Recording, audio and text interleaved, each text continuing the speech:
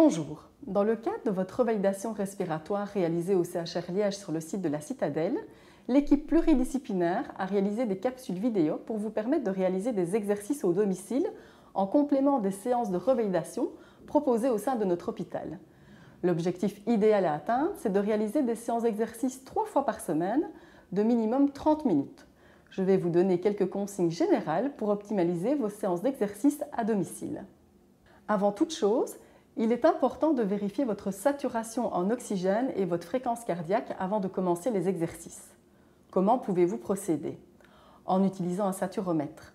C'est un petit appareil qu'on place à un doigt et qui va vous donner le pourcentage de votre saturation en oxygène. Si vous n'avez pas de saturomètre, je vous invite tout simplement à vérifier que votre respiration vous semble adaptée, confortable pour réaliser des exercices. Il est également nécessaire de vérifier votre fréquence cardiaque, soit avec un cardiofréquencemètre, soit manuellement. Voici d'autres petits conseils pratico-pratiques. Les exercices doivent se faire dans un environnement sécurisé. Assurez-vous d'avoir suffisamment d'espace autour de vous. Pensez à aérer la pièce avant et après la séance d'exercice ou garder la fenêtre ouverte tout au long de la gymnastique. Portez des chaussures adaptées. Évitez les sols glissants. Vérifiez qu'il n'y a pas d'obstacles sur lesquels vous pourriez trébucher, comme un tapis, des jouets ou tout autre objet inapproprié. Il est également recommandé d'informer la personne, éventuellement présente chez vous, que vous allez entamer une séance d'exercice. Si vous ressentez de l'essoufflement ou des signes inhabituels, interrompez la séance et prenez le temps de bien récupérer.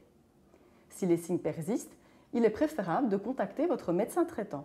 Il faut également bien démarrer les exercices en conditions de repos. Prévoir une chaise, être au calme, ne pas hésiter à faire des pauses et rester toujours à l'écoute de votre corps. Si nécessaire, vous pouvez réaliser un puff de ventolin ou de Duo-Vent 20 minutes avant de commencer les exercices. Le temps d'action de ce puff est de plus ou moins 2 heures. Attention de ne pas réaliser de surconsommation de votre puff. Il faut toujours bien respecter la prescription de votre médecin. Si vous bénéficiez d'oxygène à votre domicile, pensez à augmenter d'1 litre votre débit d'oxygène pendant la séance d'exercice. Ensuite, n'oubliez pas de remettre le débit d'oxygène habituel après la réalisation des exercices.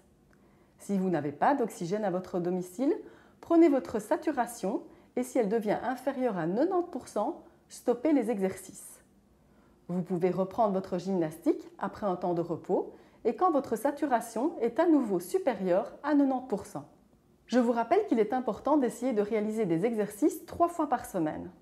Vous pouvez en bénéficier au CHR de la Citadelle et vous pouvez également compléter le nombre de séances à votre domicile grâce aux vidéos que vous retrouverez sur YouTube. Il vous suffit d'aller sur YouTube et de taper CHR Citadelle, revalidation respiratoire. Voilà, nous arrivons à la fin des conseils proposés par l'équipe pluridisciplinaire du Centre de revalidation respiratoire. Je vous propose de découvrir les capsules vidéo qui vous montrent des exercices simples et utiles à réaliser chez vous. Je vous souhaite une excellente journée et surtout une revalidation respiratoire conviviale et de qualité. Bonjour à tous, aujourd'hui je vais vous présenter une série d'exercices. Ces exercices sont tirés de la vie de tous les jours, donc des activités quotidiennes. Le but, ça va être de les reproduire régulièrement. En les reproduisant régulièrement, vous aurez un impact sur la vie de tous les jours, donc d'améliorer votre qualité de vie. Je vais vous présenter un autre exercice. Cet exercice, je vais d'abord vous le présenter, vous l'expliquer et vous le ferez par vous-même par après. Donc, vous devrez trouver un escalier, soit si vous êtes dans une maison, il est peut-être chez vous. Si vous habitez dans un appartement, voilà, je vous invite à aller dans la cage d'escalier. Si vous n'en avez pas, je vous invite plutôt à aller à l'extérieur, trouver un escalier qui vous convient, pas trop raide, avec des marches suffisamment larges. Et pourquoi pas une rampe. Déborah va vous montrer comment monter les escaliers. La première méthode, c'est inspirer sur une marche et souffler, expirer sur 2 marches. Inspirer sur une marche, expirer sur 2 marches. Voilà. Ça, c'est la première méthode. Ça, c'est pour tout le monde. Pour les personnes qui sont davantage essoufflées en montant les escaliers, je vous invite à faire d'abord une pause. Une pause inspiration et expirer sur 2 marches.